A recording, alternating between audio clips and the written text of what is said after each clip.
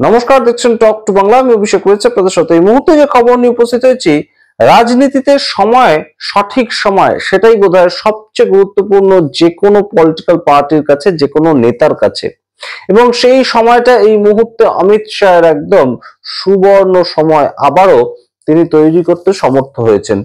2024-এর Lok Sabha election এবং 2024-এর লোকসভা ইলেকশনের পরবর্তীতে 240 খানা সিট পাওয়ার পর অমিত শাহ তার যে রণনীতি সেটা বেশ খানিকটা ধাক্কা খেয়েছিল এবং সারা দেশের কাছে ভারতীয় জনতা পার্টির অভ্যন্তরেও বেশ খানিকটা আরএসএস লবি এবং গুজরাট লবি, তাদের মধ্যে একটা দূরত্ব তৈরি হয়েছিল এবং আরএসএস এর পক্ষ থেকে বারংবার একটা চাপও তৈরি হয়েছিল যে আরএসএস তাদের সাহায্য না নিলে কি অবস্থা হয়। এই যে 2024-এর একদম ফলাফলে রীতিমতন প্রকাশিত হলো এবং ঔদ্ধত্য বেড়ে গেলে কি ধরনের অবস্থায় প্রকাশিত হলো। কিন্তু এই মুহূর্তে অমিত শাহ তার যে স্ট্র্যাটেজি, পলিটিক্যাল স্ট্র্যাটেজি, সেটাকে তিনি আরো একবার কোথাও গিয়ে কিন্তু প্রমাণিত করতে সমর্থ হয়েছেন।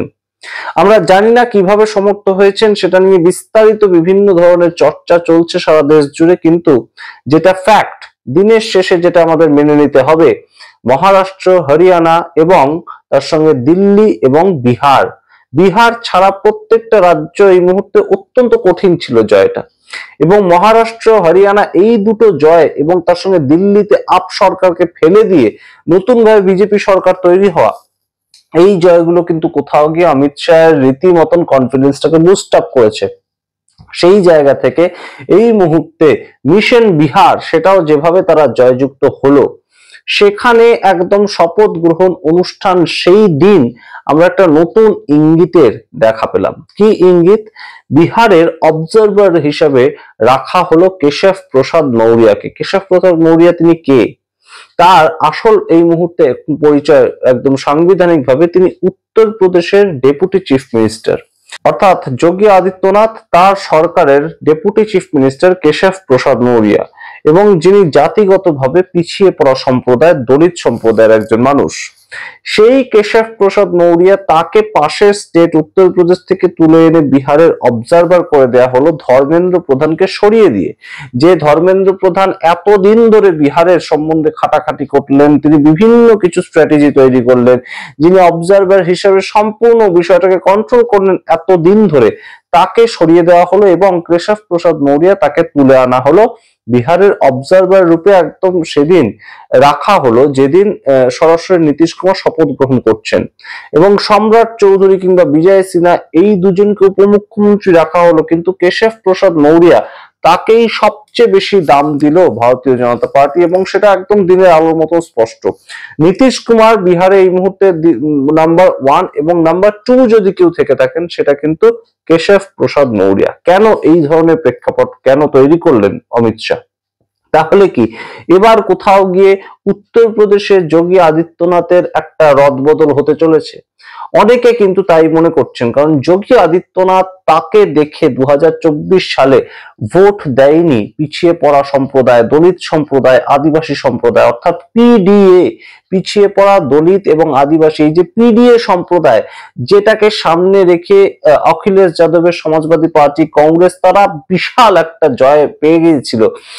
একদম সরাসরি 80টা সিটের মধ্যে 37টা অখিলেশ যাদবের দল এবং তার সঙ্গে 6খানা পেয়ে গিয়েছিল কংগ্রেস, এবং বাদবাকি 33টা মাত্র আসন পেয়ে সন্তুষ্ট থাকতে হয়েছিল বিজেপিকে। যে বিজেপি সরকার চালাচ্ছে তারা আসন সংখ্যায় কমে যাচ্ছে লোকসভা ভোটে, এবং যে উত্তরপ্রদেশ সম্বন্ধে সারা দেশে কথিত রয়েছে রাজনীতিতে যে উত্তরপ্রদেশ টপকে দিল্লিতে যেতে হবে, সেই উত্তরপ্রদেশ নিয়ে তো অবশ্যই 2022 সালে যে ভোট হয়ে গিয়েছে, 2027 সালের জানুয়ারি মাসে আবার ভোট আসছে, সেটাকে কিন্তু অবশ্যই এই মুহূর্তে চিন্তা করতে হবে অমিত শাহকে। এবং সেই প্রেক্ষাপটেই কেশব প্রসাদ মৌর্য, তাকে আবারও তুলে আনার একটা চেষ্টা চলছে, এবং সেই জায়গাটাই কিন্তু প্রতিটা মুহূর্তে দেখা যাচ্ছে, প্রকাশিত হচ্ছে। এবং অমিত শাহ তার খুব ঘনিষ্ঠ কেশব প্রসাদ মৌর্য, আজকের থেকে ঘনিষ্ঠ না। অমিত শাহ যখন 2012-13 সালে তিনি দিল্লিতে সবে এসছেন গুজরাট থেকে, তখন থেকে কেশব প্রসাদ মৌর্য অমিত শাহের ঘনিষ্ঠ হিসেবে পরিচিত। এবং কেন এই মুহূর্তে যোগী আদিত্যনাথকে সরানোর দরকার, তার কারণ যোগী আদিত্যনাথ তার নিজের যে নেটওয়ার্কটা তৈরি করেছেন, সেই নেটওয়ার্কটা একটা হিন্দুত্ববাদী নেটওয়ার্ক, এবং সেই হিন্দুত্ববাদী নেটওয়ার্কটা এতটাই সুগভীর একটা ভাবে আঘাত করছে সমাজের বিভিন্ন মানুষের কাছে। উত্তরপ্রদেশে বহু সংখ্যালঘু সম্প্রদায়ের মানুষ রয়েছেন, তাদের এলাকা রয়েছে, পিছিয়ে পড়া আদিবাসী দলিত সম্প্রদায়, অতি পিছিয়ে পড়া মানুষ তারাও রয়েছেন। এরা কিন্তু কোনোভাবেই যোগী আদিত্যনাথের পলিটিক্স অর্থাৎ বাবার যে পলিটিক্স সেটাকে পছন্দ করছেন না। কয়েকদিন আগে আপনাদের মনে থাকবে এক মানসিক ভারসাম্যহীন যুবক, তিনি দলিত যুবক বলে তাকে উত্তরপ্রদেশে পিটিয়ে মারা হলো হরিওম বাল্মীকি, সেটা নিয়ে একটা বিশাল ঘটনা হয়ে গিয়েছিল। এই যে ঘটনাগুলো ঘটছে সেগুলোর থেকে কোথাও কিন্তু যোগী আদিত্যনাথ তার একটা পপুলারিটি, তার একটা গ্রহণযোগ্যতা মানুষের কাছে কমেছে। এই রিপোর্টটা অলরেডি চলে গিয়েছে অমিত শাহের কাছে, এবং অমিত শাহের টার্গেট পরবর্তীতে যদি উত্তরপ্রদেশ হয়, তাহলে কিন্তু সেই ক্ষেত্রে অবশ্যই খুব গুরুত্বপূর্ণভাবে এখন থেকেই সেই প্রেক্ষাপটটা তিনি সাজাচ্ছেন।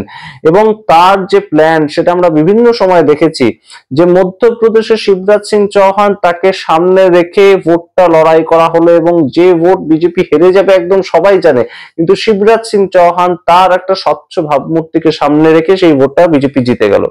সেই শিবরাজ সিং চৌহানকে কেন্দ্রে নিয়ে গিয়ে কৃষিমন্ত্রী করে দেওয়া হলো, এবং সম্পূর্ণ মধ্যপ্রদেশের মুখ্যমন্ত্রী অন্য আরেকজনকে করে দেওয়া হলো, যাকে অমিত শাহ নিজে কন্ট্রোল করতে পারবে। একই ঘটনা ঘটানো হয়েছিল হরিয়ানার ক্ষেত্রে। হরিয়ানাতে সুপার সিএম হিসেবে যিনি পরিচিত মনোহর লাল খাট্টার তাকে কেন্দ্রীয় মন্ত্রী করে দেওয়া হলো, এবং অন্য আরেকজন নায়েব সিং সাইনি তাকে সরাসরি হরিয়ানার মুখ্যমন্ত্রী করে দেওয়া হলো, যাতে অমিত শাহ নিজের হাতে সম্পূর্ণ কন্ট্রোলটা রাখতে পারেন। একই ঘটনা ছত্তিশগড়ের ক্ষেত্রে, একই ঘটনা গুজরাটের ক্ষেত্রে, একই ঘটনা রাজস্থানের ক্ষেত্রে। অর্থাৎ ডবল ইঞ্জিন রাজ্য, শুধুমাত্র যোগী আদিত্যনাথ ছাড়া সমস্তটাই কিন্তু গুজরাট লবির হাতে একদম বলা যেতে পারে মুষ্টিবদ্ধ তাদের ক্ষমতাটা। এবং যোগী আদিত্যনাথের এই যে বাড়তি একটা ক্ষমতা, সেটা তিনি নিজের জনপ্রিয়তার সূত্রেই তৈরি করেছেন। তার নিজের একটা অবশ্যই জনপ্রিয়তা কিন্তু উত্তরপ্রদেশে রয়েছে। এবং এই মুহূর্তে যোগী আদিত্যনাথকে দরকার হলে যদি তুলে নিয়ে আসা যায় কেন্দ্রীয় রাজনীতিতে, এবং সেই জায়গাটা যদি কেশব প্রসাদ মৌর্যকে দেয়া যায়, তাহলে সবচেয়ে গুরুত্বপূর্ণ যে খেলাটা ঘুরবে সেটা কিন্তু এই যে বিজেপির থেকে যারা মুখ ঘুরিয়ে নিয়েছেন কেশব প্রসাদ মৌর্যের সূত্র ধরে, তাদেরকে আবার ফেরানো যাবে। অর্থাৎ পিছিয়ে পড়া আদিবাসী সম্প্রদায়, দলিত সম্প্রদায়, সংখ্যালঘু সম্প্রদায়, এই ভোটগুলোকে আবার টানা যাবে, কারণ কেশব প্রসাদ মৌর্য নিজে একজন পিছিয়ে পড়া সম্প্রদায়ের মানুষ। অর্থাৎ যে ঘটনাটা ঠিক বিহারে ঘটলো, বিহারে কুর্মী সম্প্রদায়, কৈরি সম্প্রদায়, আদিবাসী সম্প্রদায়, সংখ্যালঘু সম্প্রদায়, এই ভোটগুলোকে টানতে গেলে নীতিশ কুমার ছাড়া আর কোনো উপায় ছিল না। সেই ভোট টানতে পারতেন না সম্রাট চৌধুরী, সেই ভোট টানতে পারতেন না অন্য কেউ, তাই নীতিশ কুমারকে ছাড়তে পারলো না শেষ পর্যন্ত ভারতীয় জনতা পার্টি। সেই একই ঘটনাটা এই মুহূর্তে তারা একটা তুল্যমূল্য বিচারে এই মুহূর্তে কিন্তু রয়েছে, এবং কেশব প্রসাদ মৌর্যকে নিয়ে বড় সড়ো কোনো প্ল্যান যে অমিত শাহের মাথায় ঘুরছে, সেটার একদম সরাসরি একটা দিনের আলোর মতন প্রতিবিম্ব আমরা দেখতে পেলাম। যে উত্তরপ্রদেশের ডেপুটি চিফ মিনিস্টার তাকে নিয়ে আসা হলো বিহারে একদম অবজারভার করে। এই যে পদোন্নতি, তার এই যে তাকে একদম হাইলাইট করা, তাকে ক্ষমতা দিয়ে দেওয়া বহু পরিমাণ, এটা কিন্তু একটা গুরুত্বপূর্ণ ইঙ্গিত যে তাকে নিয়ে কোনো না কোনো প্ল্যান গুজরাট লবির মাথায় রয়েছে। আপনাদের সামনে রাখলাম পুরোটা। অবশ্যই এই মুহূর্তে তুল্যমূল্য বিচার হবে যে যোগীকে সরালে কি উত্তরপ্রদেশ সম্পূর্ণ হাতছাড়া হয়ে যেতে পারে, তাহলে শেষ পর্যন্ত যোগীকে দিয়েই কাজ চালাতে হবে, এটা অমিত শাহ নিজেও জানেন। ঠিক যেমন ভাবে নীতিশ কুমারকে সরানোর বহু চেষ্টা তিনি করেছিলেন, সম্রাট চৌধুরীকে তুলে আনার কথা, নিত্যানন্দ রায়কে তুলে আনার কথা, বহু কিছু ঘুরে বেড়াচ্ছিল, কিন্তু নীতিশ কুমার ছাড়া শেষ পর্যন্ত হলো না। তাই জন্য সারেন্ডার করতে হলো, কোথাও গিয়ে মাথা নত করতে হলো ভারতীয় জনতা পার্টিকে। সেই রকম ঘটনাটা যদি যোগীর ক্ষেত্রেও ঘটে, তাহলে অবশ্যই সেটাই মেনে নিতে হবে, কিন্তু তা না হলে গুজরাট লবি কিন্তু অবশ্যই কেশব প্রসাদ মৌর্যকে একটা অল্টারনেটিভ হিসাবে ইতিমধ্যেই ভাবতে শুরু করেছে। এবং সবাই আমরা যেটা দেখতে পেয়েছি, বিহারে ইলেকশনে একদম শপথ গ্রহণ অনুষ্ঠান হচ্ছে, কিন্তু সমস্ত বিজেপির নেতারা যারা যারা বিজেপির নেতা সবাই কেশব প্রসাদ মৌর্যের সঙ্গে ছবি তুলতে, সেলফি তুলতে ব্যস্ত। এটাও কিন্তু কোথাও গিয়ে একটা সরাসরি ইঙ্গিত যে বিজেপির অভ্যন্তরে এই খবরটা অন্তত রটে গিয়েছে যে উত্তরপ্রদেশে পরবর্তী গুরুত্বপূর্ণ নেতা, যোগীর পরবর্তী কেশব প্রসাদ মৌর্য, এবং তিনি শুধু উত্তরপ্রদেশ নয়, এখন বিহারের অবজারভার, এবং অবশ্যই কেন্দ্রীয় রাজনীতিতে অর্থাৎ অমিত শাহের চোখে নেক নজরে তিনি রয়েছেন। এটা ভারতীয় জনতা পার্টির অভ্যন্তরে কিন্তু ছড়িয়ে পড়েছে খবরটা। আপনারা কি মনে করেন সামগ্রিক রিপোর্টের ভিত্তিতে অবশ্যই কমেন্ট বক্সে কমেন্ট করে দেখতে থাকুন টক টু বাংলা। অবশ্যই টক টু বাংলা ইউটিউব চ্যানেলটিকে সাবস্ক্রাইব করে দিন। ধন্যবাদ।